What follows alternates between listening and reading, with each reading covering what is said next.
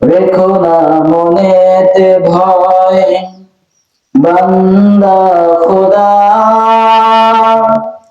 দূর হয়ে যাবে বাধা সব।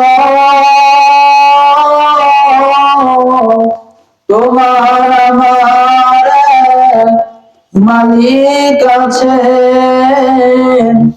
আছেন আমাদের রব, আছেন আমাদের রব। রেখো না মনেতে ভয় বান্দা খোদা, দূর হয়ে যাবে বাধা সব। তোমার আমার মালিক আছেন আমাদের রব, আছেন আমাদের রব। বদরের প্রান্তরে ছিলেন যিনি, বাংলার আকাশে আরশের সে মালিক আছেন তিনি। বাতিলের আঁধার কেটে যাবে কোনদিন, জাহেলির আঁধার কেটে যাবে কোনদিন, কেটে যাবে জাহেলির এই তো আধার। রেখো না মনেতে ভয় বান্দা খোদা, দূর হয়ে যাবে বাধা সব। তোমার আমার মালিক আছেন আমাদের রব, আছেন আমাদের রব। লাইন শাকারতুম লাযীদান্নাকুম ওয়া লাইন কাফারতুম ইন্না আযাবি লাশাদীদ। আল্লাহু আকবার। আল্লাহ রাব্বুল আলামিন সূরা ইব্রাহিমের ৭ নম্বর আয়াতের ভিতরে আল্লাহ রাব্বুল আলামিন জানিয়ে দিয়েছেন, লাইন শাকারতুম লাযীদান্নাকুম। দুনিয়াতে আমার কোন বান্দা বান্দি যদি আমি আল্লাহ তাআলা আমার একটি মাত্র নিয়ামত পাই, নিয়ামত উপভোগ করে, ওই নিয়ামত পাওয়ার পরে যদি আমার বান্দা বান্দি আমার দরবারে একটিবার শুকরিয়া আদায় করে আলহামদুলিল্লাহ বলেন, লাযীদান্নাকুম। আল্লাহ রাব্বুল আলামিন বলেন, আমি দুনিয়াতে ওই বান্দার বান্দির জন্য আমি আমার নিয়ামত গুলো আরো সেই বান্দা বান্দির জন্য বাড়িয়ে দেই। সুবহানাল্লাহ বলেন। আল্লাহ রাব্বুল আলামিন বলেন, আর যদি আমার বান্দা বান্দি আমার নিয়ামত পায়, আমার নিয়ামত পাওয়ার পরে যদি তারা আমার শুকরিয়া আদায় না করে, না শুকরিয়া যদি করে, তাহলে কি করব? ওয়ালা ইন কাফারতুম ইন্না আযাবি লাশাদীদ। আমার আল্লাহ রাব্বুল আলামিন বলেন, অকৃতজ্ঞ যদি হয় তাইলে আমি আল্লাহ তাআলা ওই বান্দা বান্দির জন্য আমি হাসরের মাঠে জাহান্নামের ভিতরে তাকে কঠিন আযাবের ব্যবস্থা করে দেব। রাসূল আকরাম সাল্লাল্লাহু আলাইহি ওয়াসাল্লাম হাদিস শরীফের ভিতরে বলেছেন, কোন ব্যক্তি যদি কুরআনুল কারীমের একটি মাত্র আয়াত বোঝার জন্য, কোন ব্যক্তি যদি কুরআনুল কারীমের একটি আয়াত বোঝার জন্য যদি কোনো ব্যক্তি 1 ঘন্টা সময় ব্যয় করে, আল্লাহর রাসূল আকরাম সাল্লাল্লাহু আলাইহি সাল্লাম বলেন, ওই ব্যক্তি যদি একটানা 60 বছর দিনের বেলা রোজা রাখবে আর রাতের বেলা দাঁড়িয়ে দাঁড়িয়ে নামাজ পড়বে, এই একটানা 60 বছর দিনের বেলা রোজা, রাতের বেলায় দাঁড়িয়ে নফল নামাজ পড়ার ব্যক্তির চাইতে ওই 1 ঘন্টা কোরআন বুঝার ব্যক্তির মর্যাদা আল্লাহর কাছে বেশি। সুবহানাল্লাহ বলেন। এই কারণে আল্লাহ রাব্বুল আলামিন কুরআনুল কারীম বোঝার জন্য, হাদিস শরীফ শোনার জন্য যে সময়টা আমরা দুনিয়াতে ব্যয় করি, আল্লাহ রাব্বুল আলামিন আমাদের হাসরের মাঠে প্রত্যেকটা সময়ের হিসাব নেবেন। আল্লাহ রাব্বুল আলামিন আমাদের দুনিয়াতে যেটুকু সময় আমাদের হায়াতের ভিতর থেকে কুরআনুল কারীম শোনার জন্য, ভালো ভালো কাজ করার জন্য বের হয়ে যাবে, আল্লাহ রাব্বুল আলামিনের দরবারে এই সময়টুকু আল্লাহ রাব্বুল আলামিনের কাছে হিসাব দিতে হবে না। সুবহানাল্লাহ বলুন।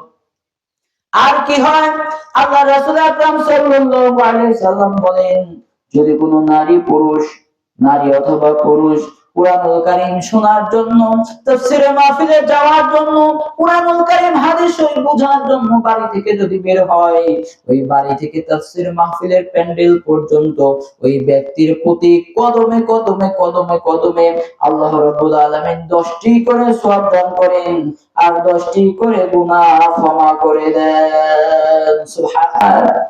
আল্লাহ রাসূল বলে দিলেন, আমার উম্মত বেটা বেটিরা শোনো, আল জান্নাতু তাহতা আকদামিল উম্মাহাত, এই দুনিয়ার ভিতরে মায়েদের পদতলে, মায়েদের পায়ের নিচে সন্তানের বেহেশত। সুবহানাল্লাহ বলেন। মায়েদের পায়ের তলে পদতলে মানে মা জান্নাতের ভিতরে থাকবে উপরে, সন্তান মায়ের পায়ের নিচে জান্নাতে থাকবে এমন নয়। মায়ের পদতলে, মায়ের পাদদেশে মানে ওই মার বাবাকে খেদমত করার মাধ্যমে আল্লাহ রাব্বুল আলামিন দুনিয়ার ভিতরে সন্তানকে জান্নাতে দিবে। আর যদি কোন সন্তান মা বাবার মনে যদি কষ্ট দিয়ে দেয়, মা বাবা যদি সন্তানের কষ্ট নিয়ে দুনিয়া থেকে যদি মাপ না করে মাটির কবরে চলে যায়, ওই সন্তান যত বড় বড় হোক না কেন, সন্তান যত বড় ইবাদত বন্দেগী পরহেজগার হোক না কেন, ওর মায়ের মনে আর বাবার মনে কষ্ট দেওয়ার কারণে আল্লাহ রাব্বুল আলামিন তাকে ক্ষমা করবেন না। আল্লাহর রাসূলের সাহাবী আল-কামা মৃত্যুর শয্যায় শায়িত হয়ে গেলেন। তিনি একজন আল্লাহর রাসূলের সাহাবী ছিলেন, আল্লাহর রাসূলের কথা শুনতেন, আল্লাহর রাসূলের কাছে যাইতেন, ওইখানে বসতেন, আল্লাহর রাসূলের নসিহত শুনতেন। এই আল-কামা মৃত্যুর শয্যায় শায়িত হয়ে যায়, কিন্তু আল-কামার জবান দিয়ে কালেমা বের হয় না, আল-কামার জবান দিয়ে আল্লাহ নাম বের হয় না। এই আল-কামা আল্লাহর নাম বলতে পারে না। মৃত্যুর সময় আল-কামার চোখটা বড় বড় হয়ে যায়, আল-কামার জিহ্বাটা বের হয়ে যায়, আল-কামার অনেক মৃত্যুর যন্ত্রণা হয়, কিন্তু আল-কামার রূহটা বের হয় না, আল-কামার জবান দিয়ে কালেমা বের হয় না। আল্লাহর রাসূল বলেছেন, মৃত্যুর সময় যদি কোন ব্যক্তির জবান দিয়ে কালেমা যদি বের হয়ে যায়, লা ইলাহা ইল্লাল্লাহু মুহাম্মাদুর রাসূলুল্লাহ সাল্লাল্লাহু আলাইহি ওয়াসাল্লাম, আল্লাহর রাসূল বলেন, যদি কোন ব্যক্তি তার শেষ সময়ে মানে মৃত্যুর সময় যদি কালেমাটা পড়ে যদি মারা যেতে পারে, আল্লাহ রাব্বুল আলামিন ওকে জান্নাতের বাসিন্দা বানিয়ে দিবে। এই আল-কামা এই জান্নাতের বাসিন্দা হওয়ার জন্য কালেমাটা তার মুখ দিয়ে বের হয় না। সমস্ত সাহাবীরা হযরত রাসূল আকরাম সাল্লাল্লাহু আলাইহি ওয়াসাল্লামের কাছে গেলেন, গিয়ে বললেন, ইয়া রাসূলুল্লাহ, ইয়া হাবিবাল্লাহ, হুজুর আপনার সাহাবী আল-কামা আজ কয়েকটি দিন হয়ে গেল মৃত্যুর শয্যায় শায়িত আছে হুজুর, কিন্তু আল-কামার জবান দিয়ে কালেমা বের হয় না, আল-কামা আল্লাহর নাম নিতে পারে না, আল-কামার চোখটা বড় ভয়ঙ্কর হয়ে গেছে, আল-কামার চোখটা বড় ভয়ঙ্কর হয়ে গেছে, আল-কামার জিহ্বাটা বেরিয়ে গিয়েছে, আল-কামার লাগা বেরিয়ে গিয়েছে, আল-কামার অনেক কষ্ট হয়ে আল-কামার অনেক কষ্ট হয়, কিন্তু আল-কামার অনেক কষ্ট হয়, কিন্তু আল-কামার জবান দিয়ে কালেমা বের হয় না। আল্লাহর রাসূল আকরাম সাল্লাল্লাহু আলাইহি ওয়াসাল্লাম বললেন, চলো যাই আল-কামার বাড়ি। আল্লাহর রাসূল গিয়ে বলে, আল-কামা তুমি আমার সাথে পড়ো, লা ইলাহা ইল্লাল্লাহু মুহাম্মাদুর রাসূলুল্লাহ। আল-কামা আল্লাহর রাসূলের চেহারার দিকে ফেল ফেল করে তাকিয়ে আছে, দু চোখের পানিটুকু ছেড়ে দেয়, কিন্তু আল-কামার জবান দিয়ে কালেমা পড়তে পারে না। আল্লাহর রাসূল আর বুঝতে বাকি নেই, আল-কামা আলকামার কি দশা, একজন সাহাবী হওয়ার পরেও। আর সাহাবীদের বললেন, আলকামার মা কি বেঁচে আছে নাকি? বলে, হ্যাঁ, আলকামার মা বেঁচে আছে গো হুজুর। আল্লাহ রাসূল বললেন, সাহাবীরা রে, আলকামার মাকে একটু ডেকে পাঠাও, আলকামার মাকে একটু আমার সাথে কথা বলতে দাও। আলকামার মাকে খবর দেওয়া হলো, রাসূল আপনাকে ডেকেছে। বৃদ্ধা মানুষ কষ্ট করে রাসূলের মুহাম্মদের রাসূলের কথা শুনে ওইখান থেকে উঠে চলে আসলেন। এসে আল্লাহ রাসূলকে সালাম দেয়। আল্লাহ রাসূল সালামের জবাব দিলেন। এবার আল্লাহ রাসূল বলেন, আলকামার মারে, আলকামার তো মৃত্যু শয্যায় শায়িত আছে, কিন্তু আলকামার জবান দিয়ে কালেমা বের হয় না। আলকামা এমন কি পাপ করেছে, এমন কি অপরাধ করেছে আমার জানা নাই, কিন্তু আমার কেন জানি মনে হয় আলকামা আপনার কাছে কোনো অপরাধ করেছে। আলকামার মা, আপনার কাছে যদি আপনার সন্তান আলকামা কোনো অপরাধ অন্যায় করে থাকে, আপনি ওকে আল্লাহর হস্তে ক্ষমা করে দেন, মাফ করে দেন। আলকামার মা বলে, হুজুর, আমার সন্তান দুনিয়াতে চলতে গিয়ে আমার সন্তান আমার মনের ভিতরে কষ্ট দিয়েছে। আমার সন্তান যখন এক জায়গায় থেকেছে, আমি যদি কোনো কথা বলেছি, আর বউ যদি কোনো কথা বলেছে, এই আলকামা আমার কথা শুনে নাই, আমার কথাকে প্রাধান্য দেয় নাই। ওর স্ত্রী যাকে বলেছে, ওর স্ত্রীর কথাকে প্রাধান্য দিয়েছে। একই সাথে দুইজন থাকে। আমার সন্তান যেহেতু আমার কথা না শুনে শুধু স্ত্রীর কথা শুনে, আমি মা এতটুকু অন্তরের ভিতরে কষ্ট পেয়েছি। আমি এই কষ্টটা জমা করে রেখে দিয়েছি, আমি আমি ওকে ক্ষমা করে দেব না। আল্লাহর রাসূল সাহাবীদের নির্দেশ করলেন, সাহাবীরা রে, তোমরা যাও, কিছু খড়ি ব্যবস্থা করো, কিছু কাঠ ব্যবস্থা করো, এই কাঠ আর খড়ি রেডি করো, এই কাঠ আর খড়ি রেডি করে আগুন জ্বালানোর ব্যবস্থা করো। আর আলকামাকে ধরে ওই কাঠের উপরে শুয়াই দাও, দুনিয়া থেকে আগুন জ্বালিয়ে নিঃস্ব করে দুনিয়া থেকে বিদায় করে দেব। আলকামার মা বলে, হুজুর, আমার আলকামাকে কেন দুনিয়া থেকে পুড়িয়ে মেরে দিবেন? দুনিয়াকে কেন আগুন জ্বালিয়ে দিবেন? আমার আলকামাকে আগুন জ্বালাবেন না। আল্লাহ রাসূল বলে, আলকামার মা রে, তোমার সন্তান আলকামাকে যদি তুমি মাফ না করে দাও, আমরা তো দুনিয়া থেকে সামান্যতম আগুন জ্বালাবো, তোমার আলকামাকে আল্লাহ রাব্বুল আলামিন জাহান্নামের আগুন দিয়ে জ্বালিয়ে দিবেন। আর যেহেতু আলকামা জাহান্নামের আগুনে জ্বালিয়ে দিবেন, সেই হিসেবে দুনিয়াতে যদি দুনিয়ার আগুন দিয়ে জ্বালিয়ে দেই, মৃত্যুর কষ্টটা কিছু হলেও কমে যাবে।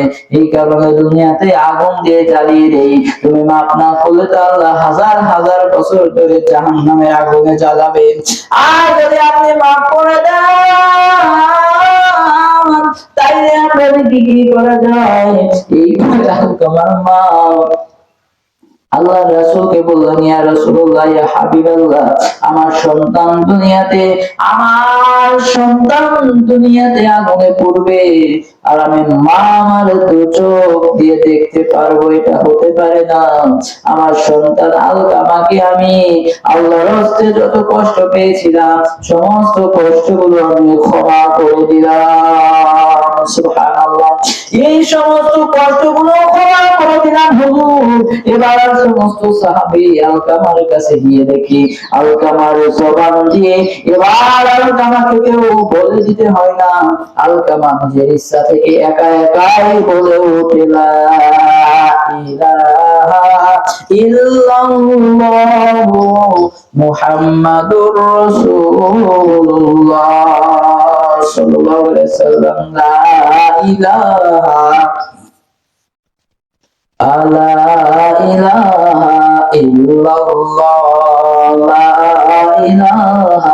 ইল্লাল্লাহ। ও যার দিলে আছে আল্লাহর ভয়, যার দিলে আছে মাওলার ভয়, জিকির করে নিরালায়, আহার নিদ্রা ভালো লাগে না, এই দুনিয়া ভালো লাগে না, ভালো লাগে ইল্লাল্লাহ লা ইলাহা লা ইলাহা ইল্লাল্লাহ লা ইলাহা ইল্লাল্লাহ নেই কোনো মাবুদ আল্লাহ ছাড়া লা ইলাহা ইল্লাল্লাহ লা ইলাহা আসিয়া বলে ও গো স্বামী তুমি আমি অভাগিনী আসিয়া বলে ও গো স্বামী আমি তুমি অভাগিনী একই আল্লাহর সৃষ্টি আমরা আল্লাহকে তুমি মানো না লা ইলাহা লা ইলাহা ইল্লাল্লাহ লা ইলাহা ইল্লাল্লাহ বলে আমার মন লা ইলাহা ইল্লাল্লাহ বলো রে মুমিন গণ ও তুই কবরে গেলে বুঝতে পারবি ও তুই মরণের সময় বুঝতে পারবি আমার নবীর কালেমার কতই গুণ লা ইলাহা ইল্লাল্লাহ বলো রে আমার মন লা ইলাহা ইল্লাল্লাহ বলো রে মুমিনগণ এই কালেমার জপমালা কাজে লাগবে মরণের বেলা এই কালেমার জপমালা কাজে লাগবে মরণের বেলা এই কালেমা রহস্যনিতে এই কালেমা রহস্যনিতে কবর হবে ও জালা লা ইলাহা ইল্লাল্লাহ লা ইলাহা ইল্লাল্লাহ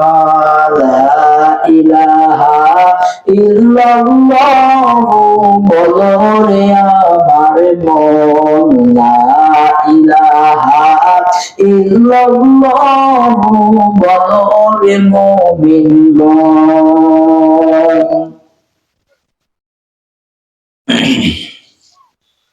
এবার আলকামার মা যখন আলকামাকে ক্ষমা করে দিয়েছে মাফ করে দিয়েছে আর আলকামার পাশে গিয়ে কাউকে বলতে হয় নাই আপনি আমার সাথে পড়ুন লা ইলাহা ইল্লাল্লাহ মুহাম্মাদুর রাসূলুল্লাহ আলকামার মা যখনই বলেছে যে আমার সন্তানকে আমি আল্লাহর রাস্তায় ক্ষমা করে দিলাম এ কথা বলার সঙ্গে সঙ্গে আলকামা নিজে থেকে তিনি কালেমা পাঠ করা শুরু করে দিয়েছে সুবহানাল্লাহ আল্লাহ রাব্বুল আলামিন কুরআনুল কারীমের ভিতরে সূরা আল ইমরানের 31 নম্বর আয়াতে আল্লাহ রাব্বুল আলামিন জানিয়ে দিয়েছেন কুল ইন কুনতুম তুহিব্বুনাল্লাহা ফাত্তাবিউনি ইহদিকুমুল্লাহ ওয়া ইয়াগফির লাকুম যুনুবাকুম আল্লাহু গফুরুর রহিম আল্লাহ রাব্বুল আলামিন জানিয়ে দিলেন দুনিয়ার মানুষকে উদ্দেশ্য করে আমার আল্লাহ জানিয়ে দিলেন হাবিবকে আপনি বলে দেন আমার রাসূলকে বললেন রাসূল আপনি বলে দেন কুল ইন কুনতুম তুহিব্বুনাল্লাহ আপনার উম্মতদেরকে আপনি বলে দেন আপনার সাহাবীদের আপনি বলে দেন মক্কা মদিনার বাসিন্দাদেরকে আপনি বলে দেন কুল ইন কুনতুম তুহিব্বুনাল্লাহ দুনিয়াতে ওরা কি আমি আল্লাহ আমার ভালোবাসা পেতে চাই কিনা আল্লাহ রাসূল সাল্লাল্লাহু আলাইহি ওয়াসাল্লাম বলে দিলেন সাহাবায়ে একরাম রে ও সাহাবায়ে শোনো ওই মক্কা নগরীতে সেই সময় মক্কা নগরীতে ইহুদিরা ছিল। ইহুদিরা বলে উযাইর নাসরুল্লাহ, উযাইর আলাইহিস সালাম হলো আল্লাহ তাআলার পুত্র।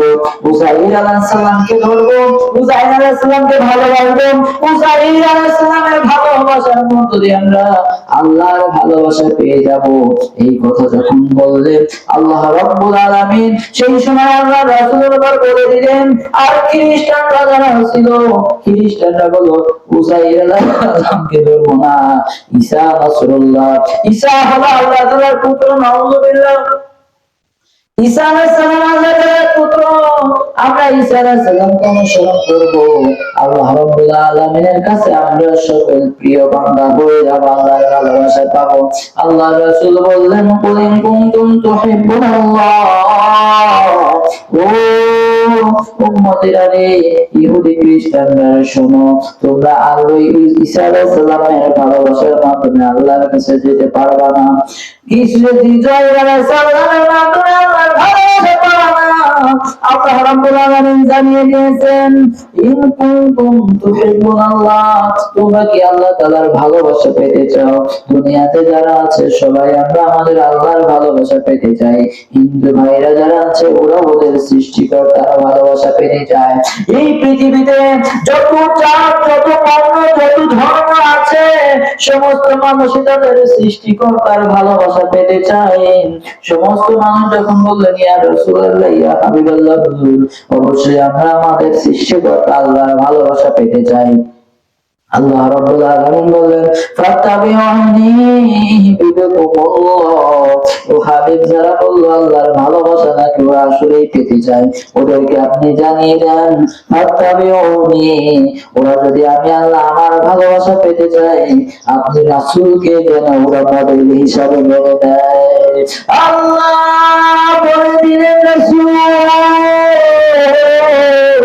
আপনার উম্মতের ভিতরে তাই পুরুষ যায় আছে যারা আল্লাহ তাআলার ভালোবাসা যারা দুনিয়াতে পেতে চায়। এই ভালোবাসা পাওয়ার মাধ্যম হলো আমি আল্লাহর ভালোবাসা পাওয়ার মাধ্যম হলো উপায় হলো দুনিয়াতে ওরা হাতটাবে উনি আপনি রাসূলের ইত্তেবা অনুসরণ করতে হবে। আপনার রাসূলের ইত্তেবা অনুসরণ করলে কি হবে হাবিব আপনি সেটাও বলে দেন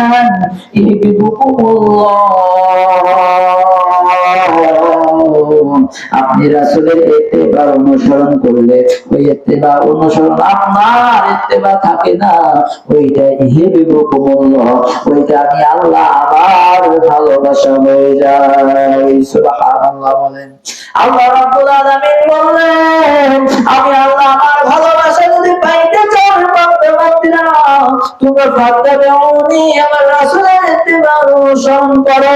আর আমার রাসূলের ইত্তেবা অনুসরণ যদি করতে পারো ওইটাই আমি আল্লাহ আমার ভালোবাসা হয়ে যায়। এবার বান্দা হিসেবে আমরা আল্লাহকে প্রশ্ন করতেই পারি আল্লাহ আমরা তো তোমার বান্দা, তুমি তো প্রভু, তুমি তো খোদা, আপনি যদি মানুষকে ভালোবাসেন আপনি কি করেন? আমাদের লাভটা কি? আমাদের কি উপকার হবে? আল্লাহ রাব্বুল আলামিন পরের অংশের ভিতরে বলে দিলেন ওয়ায়াগফির লাকুম যুনুবাকুম আল্লাহু গফুরুর রহিম। ও বান্দা বান্দি, তোরা যদি দুনিয়াতে আমার রাসূলের ইত্তেবা যদি আমি আল্লাহ আমার ভালোবাসা পেয়ে যাও, আমি আল্লাহ আমার ভালোবাসা পাওয়ার সঙ্গে সঙ্গে আমি বান্দাকে দুইটা কাজ করে দেই। একটি কাজ আমি দুনিয়ার ভিতরে তাৎক্ষণিক করে দেই, সেটা হলো ওয়ায়াগফিরাকুম যুনুবাকুম আল্লাহু গফুরুর রহিম। আমি আল্লাহ রাব্বুল আলামিন যদি কোনো বান্দা এবং বান্দীকে ভালোবাসি, কোনো বান্দা এবং বান্দীকে ভালোবাসার সঙ্গে সঙ্গে ওর জীবনে যত গুনাহগুলো থাকে গুনাহগুলো করে আমি আল্লাহ রাব্বুল আলামিন মুহূর্তের ভিতরে সমস্ত গুনাহগুলো মাফ করে দেই। সুবহানাল্লাহ বলেন। আল্লাহ যদি কাউকে ভালোবাসেন আল্লাহ সেই বান্দার গুনাহগুলো ক্ষমা করে দেন। সুবহানাল্লাহ বলেন। আর এই গুনাহই তো সকল কিছুর মূল। এই গুনাহ যদি কোনো বান্দার আমলনামায় থেকে যায়, গুনাহ যদি কোনো বান্দার আমলনামায় থেকে যায়, এই গুনাহের কারণে আল্লাহ রাব্বুল আলামিন হাসরের মাঠে গুনাহ আর নেকিগুলোকে ওজন করবেন, গুনাহগুলো ওজন করে দিবেন। গুনাহ বান্দা যদি ভালো হয়ে যায় আল্লাহ জাহান্নামের ভিতরে নিক্ষেপ করবেন, আর সওয়াবের পাল্লা যদি ভারী হয়ে যায় আল্লাহ রাব্বুল আলামিন জান্নাতের ভিতরে দান করবেন। আর আল্লাহ রাব্বুল আলামিন বলে যে গুনাহগুলো দুনিয়াতে তোমাদের জাহান্নামে যাওয়ার কারণ হয়ে যাবে বান্দা বান্দি, তোমরা যদি রাসূলের অনুসরণ ইত্তেবার মাধ্যমে আমি আল্লাহ আমার ভালোবাসা পেয়ে যাও, আমি জাহান্নামে যাতে আমার ভালোবাসার বান্দা বান্দিকে না যেতে হয়, এই কারণে আমি তার গুনাহযুক্ত গুনাহ থাকে সমস্ত গুনাহগুলো আমি বান্দার মুহূর্তের ভিতরে মাফ করে দেই। কারণ আমার আল্লাহ তাআলা মাফ করতে বড় ভালোবাসি, আমার নামে রহমান ক্ষমাকারী। সুবহানাল্লাহ বলেন। আর তাফসীর ইবনে কাসিরের ভিতরে আছে আল্লাহ রাব্বুল আলামিন যদি ভালোবাসা থাকে আরেকটি কাজ করে দেয়, একটি কাজ হলো আল্লাহ রাব্বুল আলামিন তার গুনাহগুলো মাফ করে দেয়। আর দুই নম্বরের কাজ হলো আল্লাহ রাব্বুল আলামিন যদি কোনো মহিলা বা পুরুষকে ভালোবেসে যায়, ওই মহিলা এবং পুরুষ দ্বারা আল্লাহ রাব্বুল আলামিন দুনিয়াতে ভালো ভালো কাজে অংশগ্রহণ করার সুযোগ দান করে দেয়। সুবহানাল্লাহ বলেন। ও মায়েরা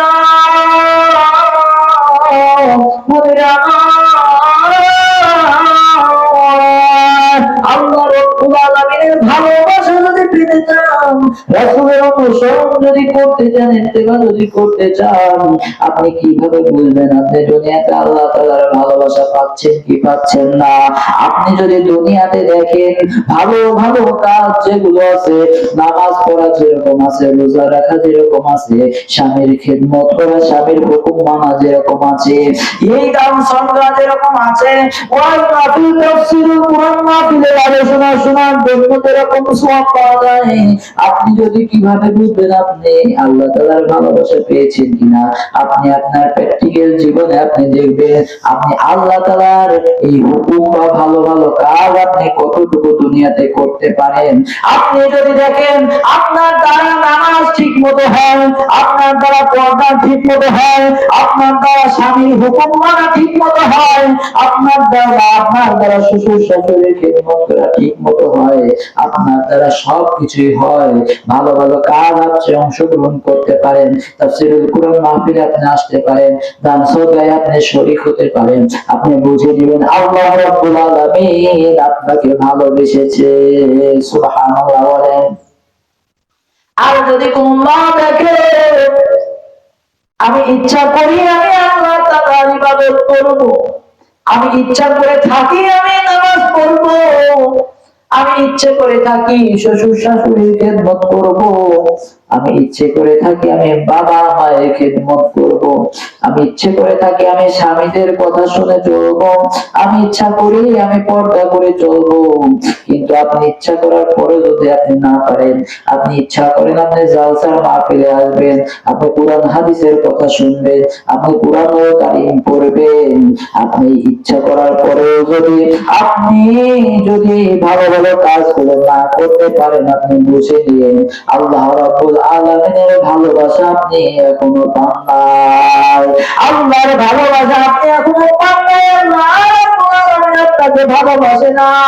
আপনার কি কাজ হবে? আপনি আপনার রাসূলের ইত্তেবা অনুসরণ আপনি ভালোভাবে করতে পারেন নাই।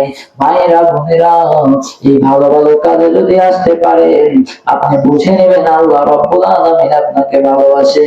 আল্লাহ তাআলা তাফসীরের কাসিরের ভিতরে পাওয়া যায়, আল্লাহ বলেন দুনিয়াতে যদি আমি কোনো মানুষকে ভালোবাসি রে, ওই মানুষ যদি ভালো কাজে নাও যেতে চায়, ওই মানুষ যদি ভবানীপুর পূর্ব পাড়ার তাফসীরুল কুরআন মাহফিলের প্যান্ডেল, ওই জান্নাতের বাগিচার ভিতরে যদি নাও যেতে চায়, আমি আল্লাহ রাব্বুল আলামিন থেকে জোর করে বলে ওই জান্নাতের প্যান্ডেলের ভিতরে নিয়ে আমি বসায় দেব।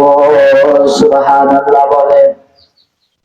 আর যদি আমার আল্লাহ আপনাকে ভালো না বেসে থাকে, আপনাকে যদি আমার আল্লাহ কবুল না করে থাকে, থাকবে, আপনি 1 মাস 2 মাস 15 দিনের সপ্তাহ আগে থেকে নিয়ত করে থাকবেন, ওয়াদা করে থাকবেন, আমি জলসার মাহফিলে যাব, প্যান্ডেলের ভিতরে যাব।